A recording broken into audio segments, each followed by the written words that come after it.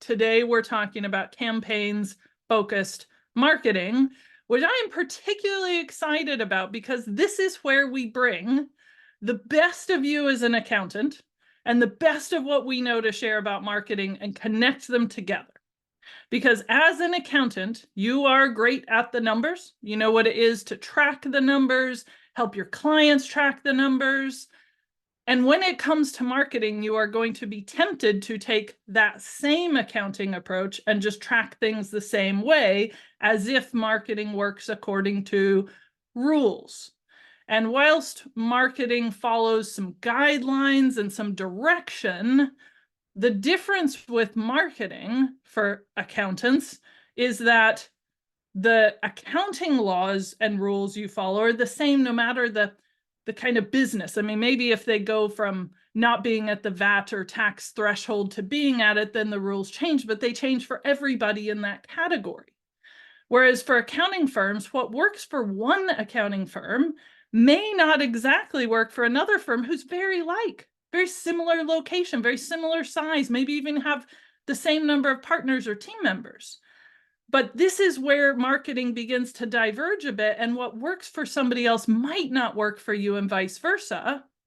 So when we're tracking the numbers, we're combining all your wonderful number tracking skills with the recognition that we do play a little with marketing and we try things. And because it doesn't always follow the rules, it can be a little discouraging to have this whole marketing campaign that doesn't deliver the results that you maybe expected. And this is where we just track the numbers that we need and then reevaluate and try again. And the numbers do tell you things. I'm not saying we disregard those, but they will tell different people different things. Does that make sense? Got some nods. Nods are good. I would love to hear any questions or wonderings or observations you have as we go through. If you do ask a question, if it's relevant to what I'm chatting about at the time, I'll bring it into what I'm talking about. You're of course welcome to put them in at the end. But actually what I find works best is if I make a statement and that just either seems a little off or you're not sure how it applies to you, just ask it right then and there, because then we can absorb that in. Because what I want is for this session to be useful to you and to your firm.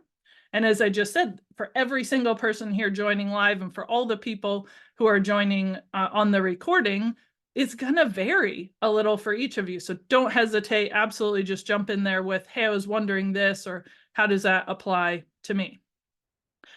Most of you, I believe, know me. I'm Karen Reyburn. I'm the owner and founder of PF. We have a team of 20 creative individuals who are working on content and website and design and branding and all of those things to help you put all the marketing campaign work together and make it happen.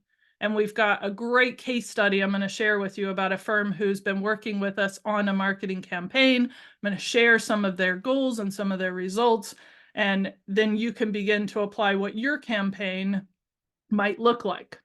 So my first question for you is, if I were to say, and you can just type into the chat whatever comes into your head, if I were to say, I want you to create a marketing campaign this afternoon, what kind of feelings would come up for you? And literally a word, a phrase, just share exactly what comes up for you. Don't overthink it. Just throw in exactly what comes up. I'm just laughing because I love the honesty here. The horror, totally understand that. If you're like, oh shit, this is what I have to do. How, where, how do I start? What do I do? Lost, another one that's absolutely relevant feeling to go, I don't know where to begin. Karen Kennedy, thank you. We didn't even ask her to say get PF to do it, but I know that Karen has experienced that when you want help with something that's a little outside of what you're used to, getting help with that makes a big difference. Alex, love the goal-orientated. Love that. Alex has clearly picked this up from my book, from former sessions, where if you're going to run a campaign, you want to talk about the goals. Evelyn, same thing. What do we want to achieve? Why are we running this campaign? What am I actually doing? Oh, great question from Karen. What even is a marketing campaign? Such a great question, because this is one of those phrases that we might think we know what it is. We might have some ideas. Actually, here's another thing I'd love for you to throw in the chat box. I know it can be hard to define a marketing campaign, but what kinds of things do you know go into it? If you did need to create a marketing campaign, even if you have no idea where to start, you would guess this would be in it. Would it be a website? Would it be ads? Would it be what kinds of things do you know probably go into a marketing campaign? If you don't know, just say I don't know, but I'd love to hear what kinds of things you're thinking. Yeah, I think that goes in there. There's no right or wrong answer on this, because I'm going to share with you how we see a marketing campaign in order to have a successful one, but it has a lot of pieces. It can have a whole variety of pieces. Okay, Zach's got call to action. Love that. Zach and I have been working on website and emails and lots of other categories there with the Accelerator Intensive. So Zach and I have been talking about a call to action. What is it that you want them to do? Same kind of question as somebody else saying, what do we want to achieve? What's a goal? Social media, storytelling. Oh, love that, James. An actual project. Great point, Alex, about like there's ongoing marketing, but then there's these one-off campaigns. This is super relevant. I love that so many people mention social media. Often it can be, but again, as I said at the beginning, it doesn't have to be. You don't have a failure of a marketing campaign if it doesn't include social media. The question is, who's it for? Why are you doing it? And what do you want them to do? So this is what we're going to cover today. We're going to talk about what a campaign is. We're going to talk about what a campaign delivers for you and for your audience. We're going to talk about how to build one. I realize we only have an hour together today, so I'm going to give you the bullseye view in as much detail as I can.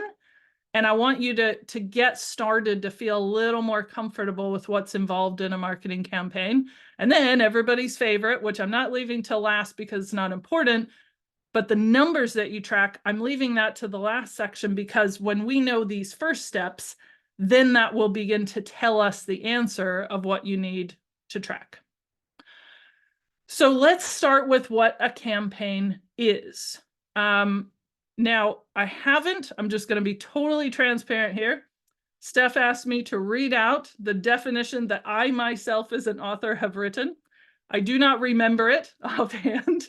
So I'm going to ask Steph or Vitor to look this up and to type it in the chat. But I'm going to do my best while they're looking this up, because I've literally written a book on this. But the campaign it's a one-off thing. It's focused. It's targeted. It has one purpose. It's based on one issue, and it has one call to action. So like Alex was saying, this is project-based. You have one issue. There's marketing that you do that just kind of ticks over, and you write blog posts and you post on social. There's marketing that you do that, building a website or brand, which is very foundational. But a campaign is, here we go. Thank you, Vitor. A series of focused marketing efforts on the same topic with one clear call to action for a defined period of time. I'm gonna have to work on memorizing that myself. I think I thought I could memorize it. This is what shows you. I've literally said this for years. It took me 3 years to get this book written and published, and it's still hard to remember word for word. And what I want to encourage you by is, it's not about memorizing a definition. It's about understanding that a campaign is focused. There's one topic or one issue, and there's one call to action, and usually it's for a defined period of time. So if you do a marketing campaign for helping clients with their proactive tax work and understanding how much tax they pay or don't pay, you could do that for a period of time, for a month or two, and then let some things tick over in the background and then do another one. The elements of content marketing, so these are the 12 elements that I talk about in the book, The Accountant Marketer. There's a chapter for each of these. It's very important that these go in order. So we start with audience, because as many of you pointed out, if you're going to run a marketing campaign, the first question always is, who is this for? Connected is, why are we running it? What do we want them to do, etc. But really, ultimately, if you don't know who it's for, you're going to struggle at every other point. So you want to know who it's for. You want to know what issue they are facing, which is why you're delivering this campaign, and then your process of dealing with it, how your brand comes in, what do you need to design, do you need a website page, they all flow. At its very simplest, any of you can create a marketing campaign by answering the question of each of these 12. Who is this for? What is the issue that they are facing? What is our process of dealing with that issue? What do I need to bring in terms of branding, like our tone of voice or our style? What do I need to get designed? Do I need a website page? How many emails do I send, if any? When and how do I do follow-up? Do I need to write a blog post? You answer each of those in order and bam, you've got a marketing campaign at its very simplest. Because when you consider each of these, now you might say, I actually don't need to design anything. I'm going to do 2 emails and follow them up once a week for 6 weeks and write a blog post. That could be your marketing campaign. That's okay.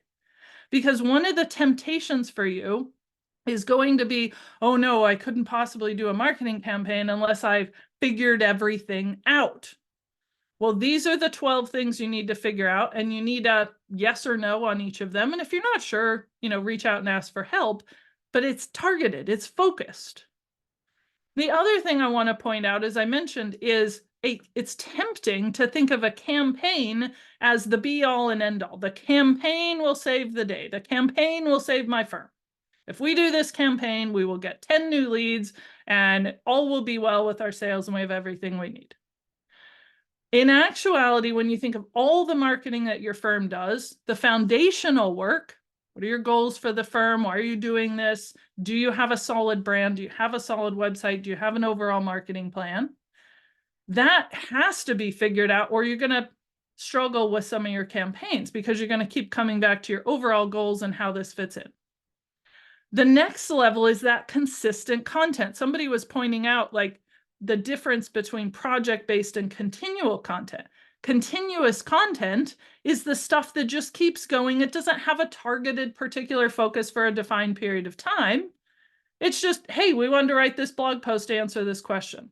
We wanted to record this video for you. Here's a new website page, talk about our pricing or our approach or whatever it is that you want to share.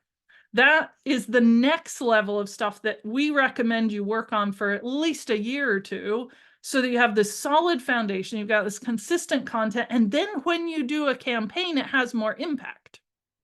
Now, this does not mean that you're not allowed to do a campaign unless you've done all of this. I'm just saying if you look to the campaign without having addressed these, when you get stuck or frustrated or don't get the results you want, it will be in one of these 2 areas. It will either be because there's foundational things that need to be determined, or you don't have a consistent base to feed this campaign. This is why suddenly deciding to do social media ads tomorrow could feel like a big fail, because if you're like, hey, we're just going to do these ads and ask people to book a call. Even if they wanted to do that, which they might not be ready for yet, if you don't have that consistent content of, hey, here's some blog posts, here's our website, everything matches, it goes together, the brand and the website all make sense, and you can see that we know what we're doing, you're losing an impact that you could be having. So your campaign's marketing is like a rocket, and if all you've got is the tip of the rocket, you're only going to get so far, and then it's going to fall, because it doesn't have that oomph behind it. But when you have this foundational work and the consistent content, it gives it real firepower to get your rocket going where you want to go. And the case study I'm going to show you is exactly like this. It's a firm we've been working with for years who spent a long time on this and this, but then they got frustrated and we're going, hey, we're not getting the kind of results we want. But when they decided to do that, they had this to give it more power. So that is what a campaign is and what it includes. If there's anything you're wondering if I've missed or that you're hoping I would answer that I didn't in that section, just throw it in the chat. I'd love to see that and make sure I'm answering that for you. But the next item that we're going to look at is, okay, so we've got this concept of what a marketing campaign is. What is it going to deliver? What do I get? What do they get? And always we have to think of both. Yes, you have to think of your audience, but also totally acceptable to say, what am I getting from this? You wouldn't be running a marketing campaign if there wasn't something you wanted. So this is just your reminder that these foundational areas I mentioned, your goals, your brand, your website, your plan, it's the goals of your firm, but also of this campaign that matter the most. Because if you're saying, well, I want to run a marketing campaign because I think it's good to do marketing and we need some more leads, it's good to question that and say, well, what are the goals for the firm and how does this fit in? If your goals are to grow the firm massively, we have clients we're working with, they're like, I want to be super ambitious. I want to get from 500,000 to 2 million in the next 2 years. And I know that's big, but this is what I want to do. So they're starting with awareness so that more people are aware of them. And then they're going to do some targeted campaigns to get more numbers, more leads. We've got some clients that are like, listen, I don't want any more clients. I am perfectly happy with the clients I have. I just want to keep it at kind of a status quo. And if we lose a client, I'll get another. I actually would rather build a waiting list so the moment I need a new client, I can draw on them. Totally changes the approach of the campaign. And if the temptation is think, well, a campaign is to give me more clients, then you're missing the potential of what all the other campaigns could do, which then circles us back to what do you want the person who's going through the campaign to actually do? Because if what you want to do is build awareness, you maybe just need them to follow you on social media or download a guide that they don't even put their email address in for. That might be what your campaign does. You're just building that awareness. But if you actually want people to book in a call with you, then that changes the approach that you take. Now, the other thing to think about is the kind of results that you have. The temptation you will always have will be to create a dream target that's almost impossible level and have that as your like expected target. So you're saying, well, we haven't sent any emails to our clients in 3 years. So we're going to send out a series of 3 emails telling them about our new tax service. And we expect at least, let's see, we've got 1,000 people on our list, expect 900 of them to read it. 450 of them will book a call. Maybe 80% of those will sign up. Great. That's what we expect. The problem with that is that if you haven't been doing this stackable work here, if you haven't been working on your foundational and getting that consistent content, you may very well be quite disappointed, even if the results are good, given what you could expect. If you just get one win, that might be your target. And there's the 3 levels I have here are just like a regular target, which is still ambitious. It's still, you have to shoot for it. It's not going to come easy necessarily. But then the win target is like, hey, next level, if we make some extra efforts, I could totally see this happening. The dream target feels impossible. And I love impossible targets. I love ambitious targets because impossible becomes possible the more you start looking at what you need to do. So I suggest when you're looking at results for your campaign that you say, well, what would be a achievable target? I think it's going to be, might have a little bit of tough, but we wouldn't be doing it without this. Let's have that as our target. We do that. Excellent. Glad we did that campaign. Side note, you can be glad you did the campaign even if it fails because it will have taught you something. But then the win target, what's a step up there where you're like, hey, this is going to be a bit tough, but listen, I'm going to really focus on that. And I'm going to strive for this maybe. But the dream target, if you know that it's a dream target, then you're not treating it like a regular target. If you think realistically, how many inquiries have I had in the past month or the past 6 months? And then you're somehow setting up in your mind that you're going to get 20 leads. Where is that number even coming from? This is where your skills as an accountant come to the fore. How many leads you've been getting? How many people do you have on your list? How many prospects can you be following up on? The more you look at that, then you can look at the numbers you get from the whole picture and then say, okay, what's the realistic target? What's the target? What's the win target? What's the dream target? And listen, if you nail the dream target right out of the gate, maybe that becomes your core target and you just have an even bigger target next time. So I want to encourage you with that because I've seen so many accountants that set their dream target based on, I don't know, what somebody else did, a gut feeling. This is where your numbers are going to come in handy. If your gut feeling is that you could get 20 solid inquiries leading you to 4 wins. Is your calculation even correct? Do you tend to get that conversion percentage? How long does it take? That's another question.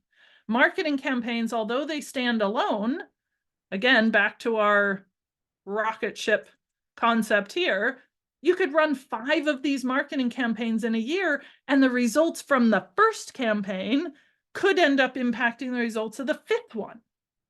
Because somebody who didn't engage with any of this in campaign 1, by the time you get to campaign 5, they're like, do you know what? I meant to get in touch with them. Or maybe you run the campaign every year and it takes somebody 3 years to finally say, I'm ready. And of course, it's your job and your marketing team's job to figure out if there's anything you can do to speed that up if they want to speed it up. But if they don't want to, and you've done everything possible, you made everything clear, you've given them everything they need, and they're not getting in touch because they're literally not ready, no problem. You've done as much as you can do. Let them come when they're ready. We've had people come to PF who just said, listen, I came to you, I inquired, I decided to save money and go somewhere else because you guys were a bit more expensive than I thought. And now I wish I hadn't, because I wish I'd started it 3 years ago and I lost 20 grand or whatever on something that didn't deliver what I wanted. But now I know, and now I'm totally ready, and now I'm in. You will have the same thing with clients who come to you. I know you will. You have people who come to you and are like, I can do the bookkeeping myself. You know, it's fine. I can do my own tax return. How complicated can it be? And then a few years later, they're like, oh, right. Okay. Now I need help. Now I'm ready. So that's where that combination comes in handy.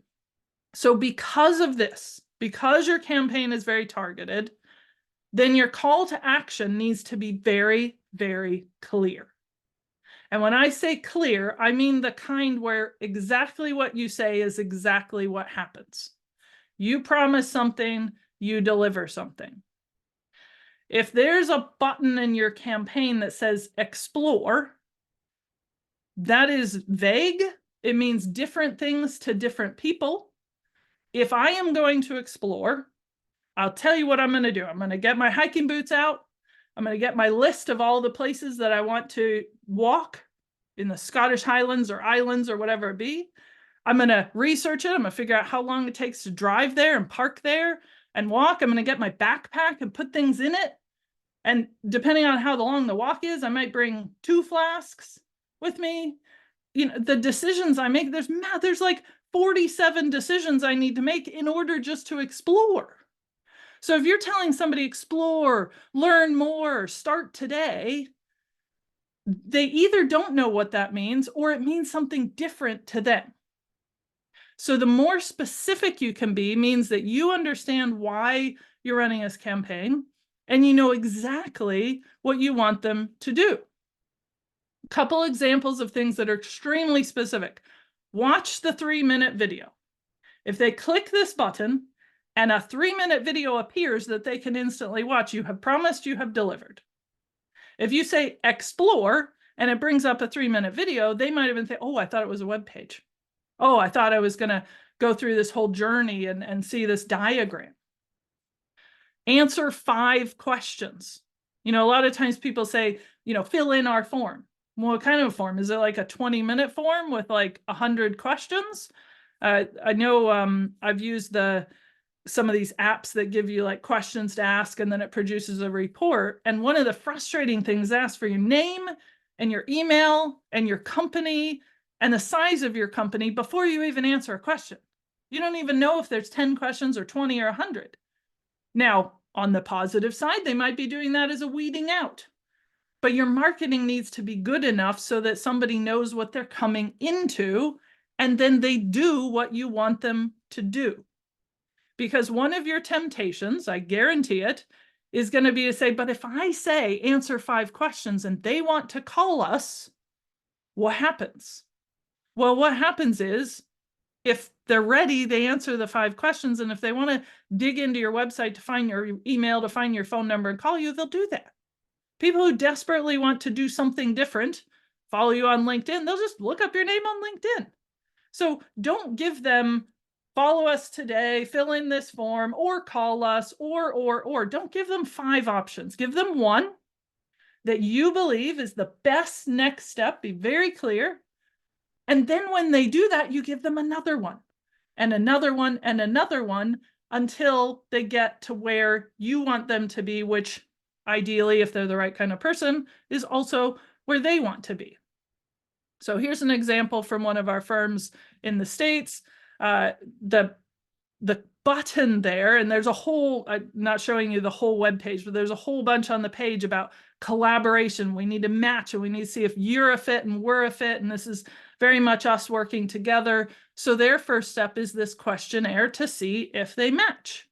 So take the match questionnaire is already planting in the seed in their mind of, okay, so I'm going to answer some questions, and that's going to tell them if I'm matched, but I also get to decide. And then all the follow-up things can flow from that. Does that make sense? If there's I would love to hear if you want to type into the chat, like if there's a something that you want somebody to do, like download a guide, fill in a form, call us today. Just throw in what you want them to do. Just type that in. Like on your website, for example, I would love it if people would do this. And just type that in. It could be what's already on your website. It could be something new that you're like, I wish they would fill in our discovery form. I wish they would watch this video. I wish they would go to our pricing page. What is it that you would like them to do? Don't try and worry about getting the wording perfect. Just put in the chat what you would like them to do, because what you want them to do is oftentimes the thing that is the actual action. So yeah, Evelyn's put book a call. The great part is, depending on your goals, that's different for everyone. We've got some firms who do not want people to book a call. They want them to fill in a form. And then after they get the form, they fill in another form. And then they decide whether they are willing to send them a calendar link. That's totally okay. It just depends on their goals. James has a take our survey. That's very interesting. So you've got to take this survey that tells you if you need to outsource your accounting. It's very hands-off. You're not putting pressure to have a sales call yet. You're saying, listen, we have this survey. It's just this is what it's going to show you. And then the rest of your marketing explains the call to action. So if the call to action is take our survey, then all the surrounding thing is like, listen, there's a lot of people we've been talking about who aren't sure if they need to outsource their accounting. Maybe they're a little fearful about it or worried. Maybe you've had a bad experience. So if you take this survey, it'll give you a percentage to show you how likely it is that you may need to outsource your accounting. And don't worry, you can book a call with us if you want, but if you don't, it's no problem. You can add all of that content so that you're addressing the issue and the feelings. So if we go back to all the feelings you guys very kindly shared at the beginning, like if I'm saying, hey, here's how to get started with a marketing campaign, I'm saying, listen, you might be feeling lost, horrified, fearful, paralyzed, worried about writing. And then you're reading it going, yes, that is exactly what I'm worried about. And then that tells you what to do with all the other content, because all the pieces go together. Love Karen's point there. It's going to be a different call to action depending on the campaign. So on your website, it's fill in this form, but for the next campaign, it's come to the open day. So again, I would break that down. Coming to the open day is a big commitment. It's commitment of time, checking the diary to make sure that it's free, looking at dates, figuring out how long the open day is, how many hours, what are they committing to, what are they going to expected. So what can you break it down to, which could be download open day brochure or go to the open day specifics. And then you go to a page that says the open day is this long, this is what happens, and this is this, so you can lead them through it. And of course, all of this depends on all your marketing working together, because the call to action is going to be based on they are ready to take that call to action. Some people will be ready to take a sales-orientated action, and some people will only be ready to take a kind of a tester action, just something to move them a little bit further forward. So given that that's a campaign and asking the question about what it delivers for you or them, let's talk about how you build one. Because when we look at those 12 elements and all of this, then it can feel really overwhelming. There's so many pieces. When we help a client with this at PF, we always start with the strategic questions. Why are we running this? Who is it for? What do we want them to do? Those are the most critical questions, but there's loads of other ones that we're going to ask as well. So I want to walk you through this story from Whitaker. This is a firm in the States that we're working with. And actually, we've been working with Whitaker for a long time, many years. Like if we go back to that triangle, we worked with them on brand and website and plan, and then they've been doing consistent content. But this campaign came to be because they recognized an issue that related to many of their clients who were not taking this proactive tax services, and therefore they were paying more taxes than they actually needed to. These are family-owned businesses, and there's loads more that we went into behind the scenes on the issue, but it had to do with clients saying, oh, I saw this other company, it's the same size as mine, paying this taxes, why are they paying less than me? And this is very much like they want to do what's right and what's legal, but they're also conscious that what's legal and right can still be different if you're paying attention to these different pieces.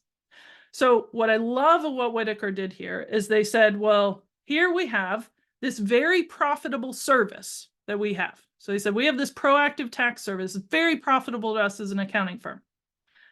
Then we have this issue, which can deliver massive results for the client. We want to bring those together because some people are just missing out. And what's beautiful about this, those of you who have read chapter 1 of my book, The Accountant Marketer, when we talk about audience, I'm always suggesting that your audience be people for whom the services are profitable, you can deliver great results, and you like them. That's what happened with Whitaker. These are our clients. We like them. We like having them around. But we don't like that they're coming to us year after year, paying more taxes than they need, and they don't know there's a way to solve that, or they're looking at the service and saying, I think it's too expensive. So Whitaker's asked the question and started talking with us about, like, how do we address this issue? And what was really fascinating was that at first, they asked PF to create some resources, PDF guide, a website page, some social posts. So we did, we happily did that. But then we created those, and they had an interim marketing person who was to use those. And the upshot was, after 6 or 9 months, they came back and said, listen, this is not working. You know, you've created all this great stuff for us. It's not working. We're not getting what we expected. So of course we asked the question, well, what did you expect? Based on what? Where's that coming from? What other things are you doing? And then we said, do you know what we've done here is you've asked for this stuff. We've helped you create it. What we need is a campaign.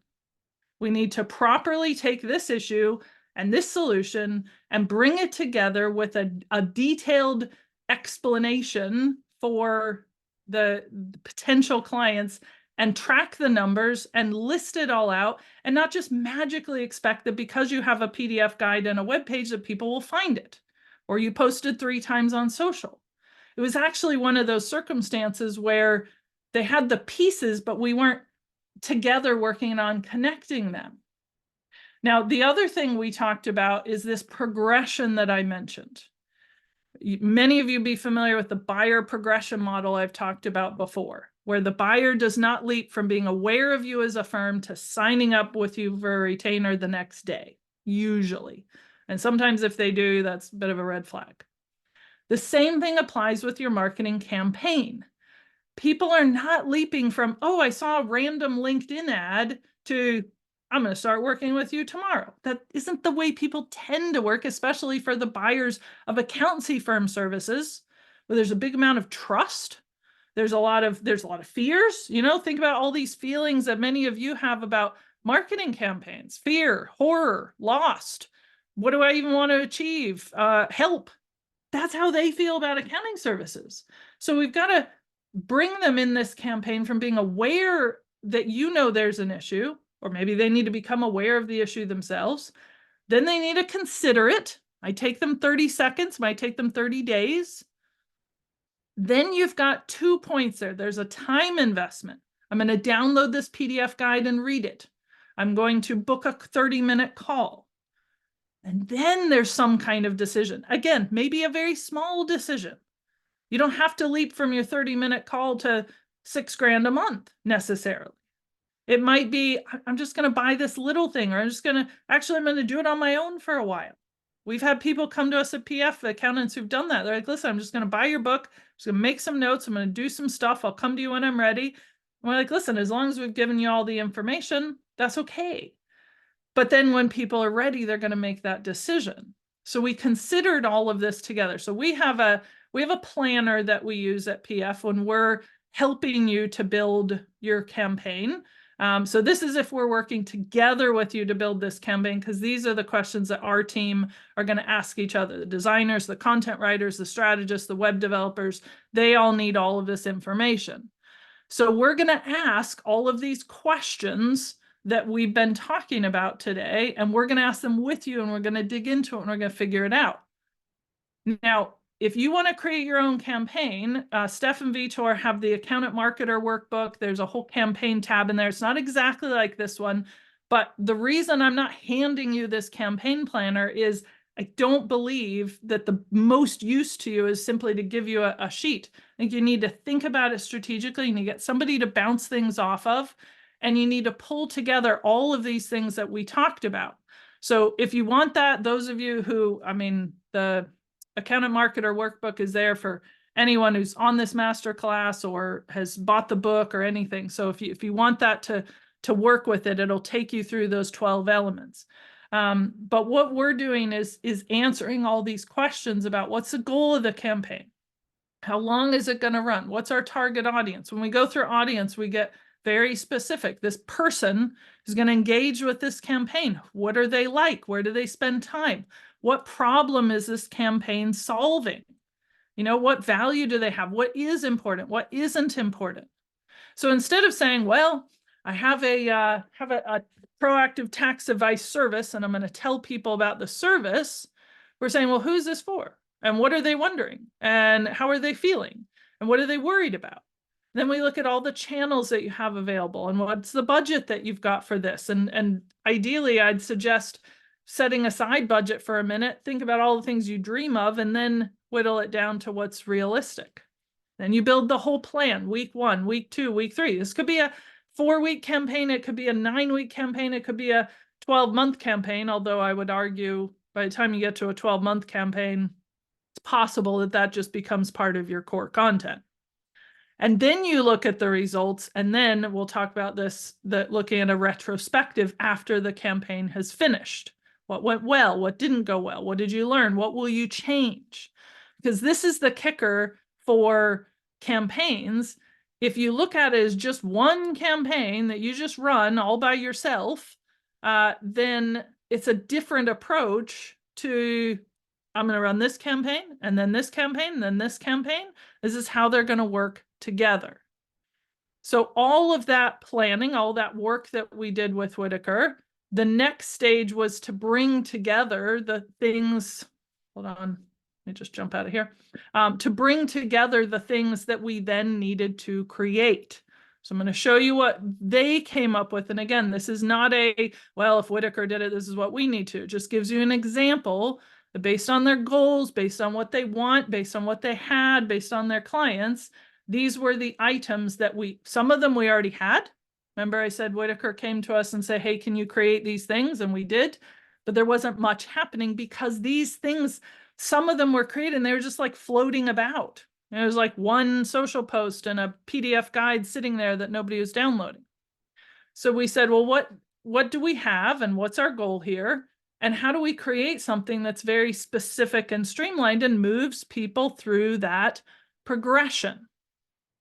So we had a landing page for the proactive tax services with a very specific call to action.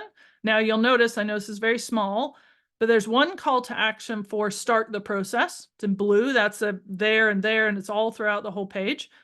That tells you what's happening. Something is happening. The moment you click that, there's a process starting. This is the first step of many.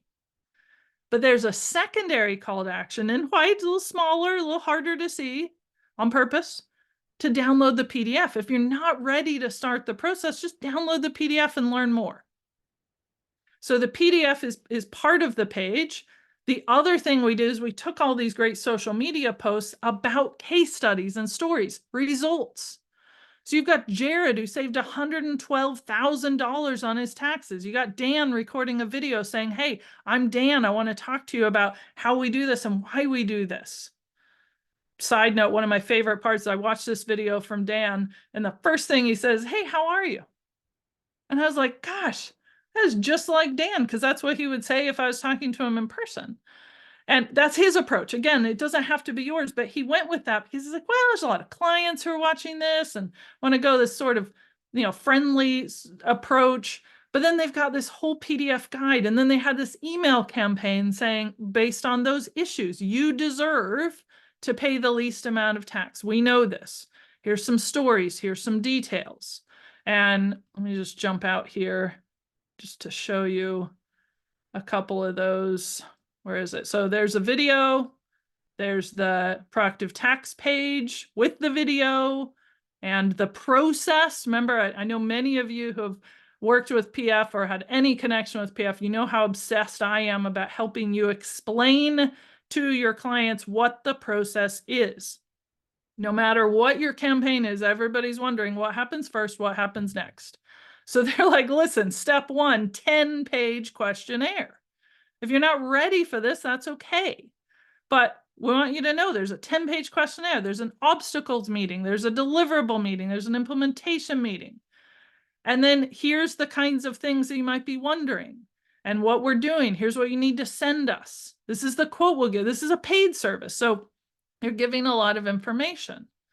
Now, what's really interesting about all of these pieces is that what we were doing with the campaign was taking those pieces and saying, how do those pieces work together to get us the results that we want? That target, the win target, the dream target. Now, since this was the first campaign we're doing with this, it's, as you know, when you're budgeting, the best kind of budgets tend to come from, well, here's what the budget was before, here are the changes is what we can expect. It's much harder to do it from, point zero, where you don't have any information. So they were just like, listen, we want to get more of our clients requesting a meeting, and then we'd like at least 1 or 2 people to sign a proposal in the first month. And that's the other thing. It's what are you expecting within this time frame, and what might you get within the longer term time frame? So asking yourself before the campaign kicks off, as well as afterwards, what are you expecting? And then afterwards, what were you expecting and why? Were you actually expecting to get 50 people downloading your PDF guide, of which 40 of them book a call? Is that reasonable? Usually people who download PDF guides are just kind of vaguely interested, maybe a little, they might not even read it. So you might get 50 people downloading it, you might only get 5. Whatever you're expecting, unless it's based on solid data that you have, you've got to ask yourself if you're just kind of hoping, you're basing it on some other firm or some other company. What are you basing that on and why? So if you ask yourself that before and after, it helps tell you what to track. So in terms of Whitaker, the results that they got, I know all of you are like laser focused on this one proposal signed. And the beautiful thing is, I know that as accountants, you recognize the impact of that. Because this kind of proactive tax services is not going to be a small amount that they're investing in. This is only within, I believe it was about 4 to 6 weeks on this campaign. So that's the initial results. I guarantee there will be more people as they continue doing this and change it and add it to their existing content. That was an existing client, so they already had a relationship. But best of all, you all know the impact of one client spending more with you because they tend to be with you for whatever your lifetime cycle is for your firm. Do your clients tend to stay with you for 10 years, 15 years, 20 years? I believe the average for accounting firms still sits between 15 and 17 years, the average amount of time that a client stays with an accounting firm. I think that's gone down a lot in the last probably 5 to 10 years because people are waking up to the fact they can change accountants without this massive penalty. But if you think about the value of that one proposal multiplied by the years that that client is with the firm, plus the additional proposals they may get. And that's just from the first round of running this campaign.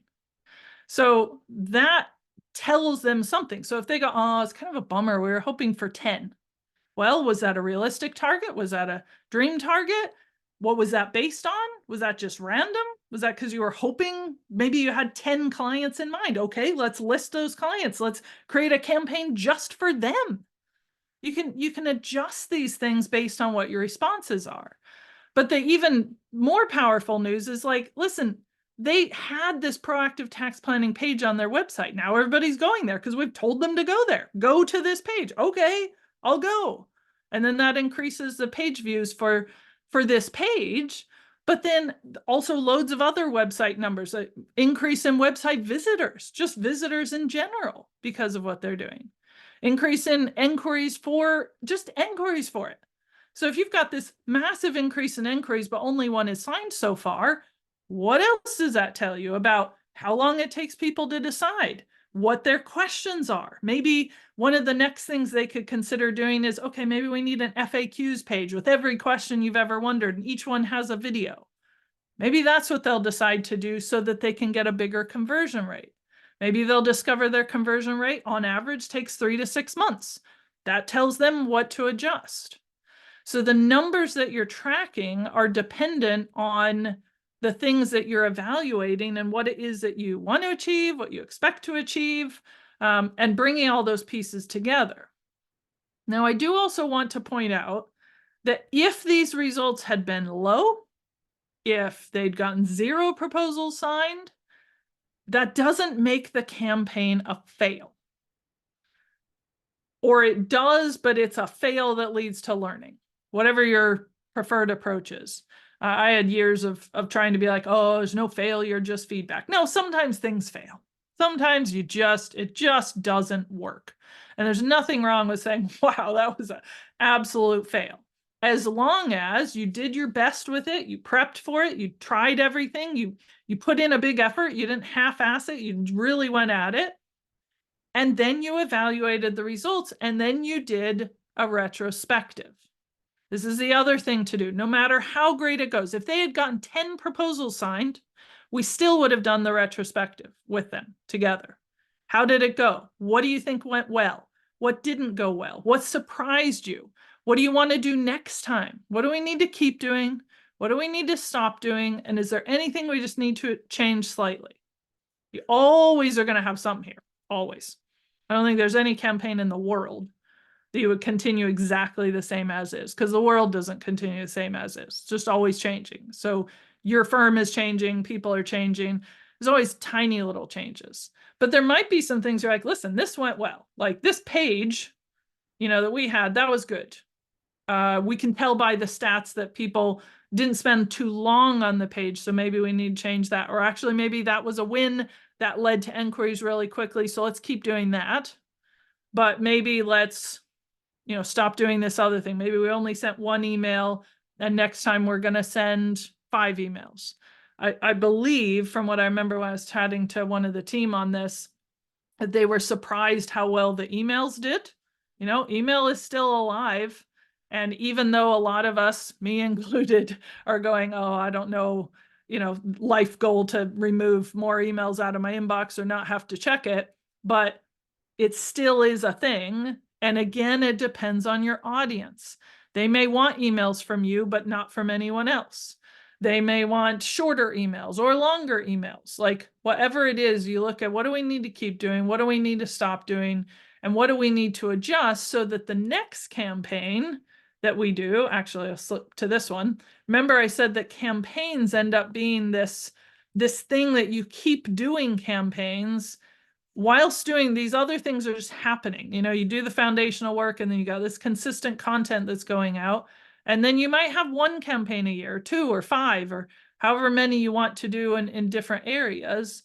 But those all begin to work together. And after each campaign, and I would suggest 1 at a time, usually, if you're not new to this, it's rare that you could have success from having tons of campaigns going on at the same time, because then it starts to confuse things. Where's success coming from? I don't even know. But if you can do one campaign at a time and then review and then adjust, you might get to the point where you're doing 2 or 3 campaigns, which is okay.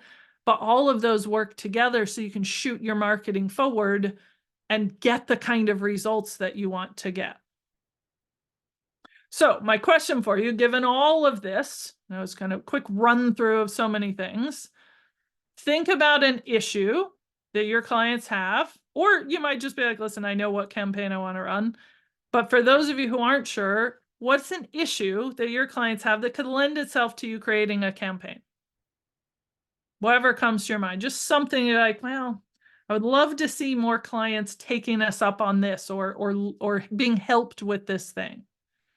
So for example, Karen said, our next campaign, I want people to come to our open day. So it might be an open day campaign, but again, it's, well, what is it that motivates them to do that? What issue are they facing? How might they feel that would be the action? Profit improvement, as Jerry's saying, that's a great example. And what you do is you take that thing, the way it's come to you as profit improvement. First question you ask is, how might they frame it? So profit improvement is what you would define it as. Would they say profit improvement? Would they say better profits? Or would they say improved profits or understanding profit and loss? How might they frame it?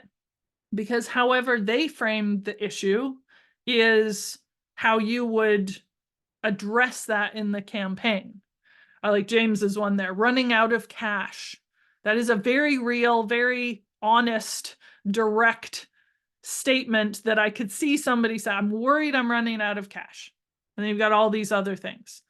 So then what you're doing as you build your campaign, so if we go back, let me go way back to these 12 here. If we go back to these 12 and we say, okay, so if they're worried that they're running out of cash, then who is it that's worried about this? Is there another worry that's behind that? So they're worried they're running out of cash because, where does that come from? Is that the real issue or is that what they just think it is? What is our process of dealing with that? And going through each of these, then that's what you begin to create your marketing campaign based on the issue. And the reason this is so great, I love all these examples here: financial clarity in uncertain times, managing cash flow, understanding their business health. Figuring out the issue means that instead of saying, I am going to do a campaign for our proactive tax planning or a campaign for our cash flow services or cash flow forecasting services, the campaign is not about your solution, it's about their issue. And then your solution is how you address it. So creating that campaign means that you're saying, listen, we recognize that you have this issue.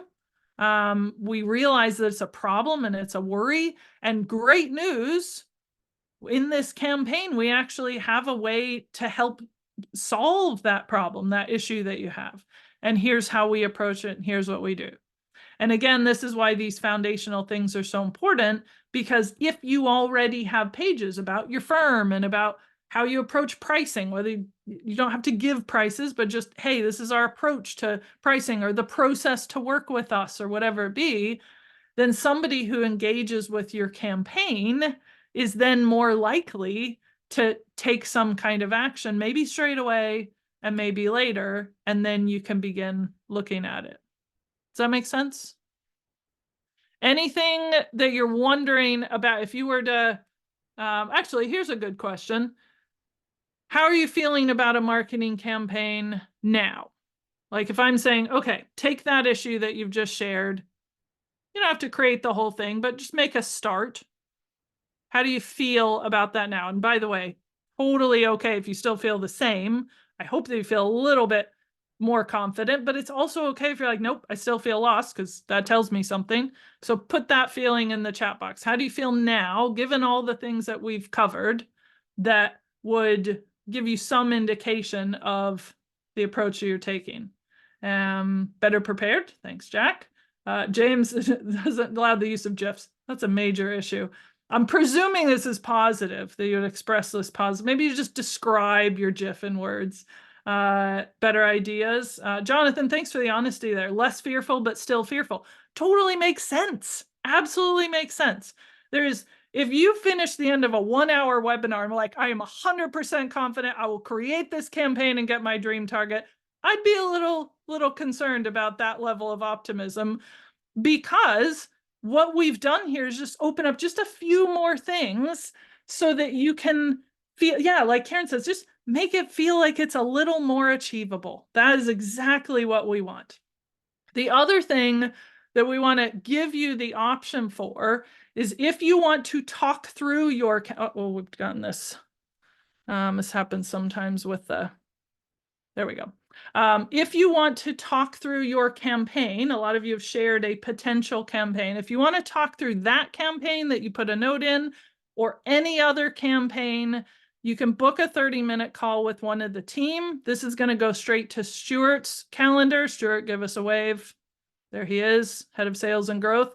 I'm available for a call as well. So if for some reason you wanted to chat to me about other things, you wanted to do that, we're just giving you the opportunity. We're trying to live up to our, what we're preaching at you to do is being very specific. You go to this link, wearepf.com/masterclass, and it will take you to a little form, and then it will take you straight to a calendar link. And the only reason we have the form is so that you can say, well, this is what I want to talk about. So book that call if you have anything you want to talk to us about. I trust that most of you by this time have enough connection with PF to know that if you want to talk to PF about working with us, great. And if all you want is just a little help, we're here to help. That's our vision. That's our mission. That's what we care about. We want accountants to understand marketing and even enjoy it so that you get the clients you love coming. So do that. I would encourage you to do that. If a lot of you have moved from being fearful to having some better ideas. If you already work with PF, you're still welcome to book this call with Stuart or with myself, and we'd be happy to just chat this through. Sometimes it just helps to go, well, I was thinking this and I was thinking that. Just give you a little momentum towards those things. So thank you so much for being here. Thank you for your attention and great questions and just transparent comments. Those are my favorite, because if we pretend that we feel more confident than we are, then we don't learn. But if we're honest and real about it, then we can make just that little bit of progress. That's what we need to just keep going. Now, I know there's 1 or 2 questions I want to make sure. So if you need to head off, no problem. Just want to double check on this one. James was saying, if you're starting with an audience of 0, that is a really excellent point. We deal with that a lot with accountants who are saying, where do I begin if I don't have an audience yet? There are ways to do that. So I encourage you to just book that call with Stuart or myself and at least just throw around some ideas, because there's things that you can do there. And yes, Audible book, you and me both, James, one of these days, like, come on, Amazon. You can get the audio version of The Accountant Marketer on Spotify and Apple.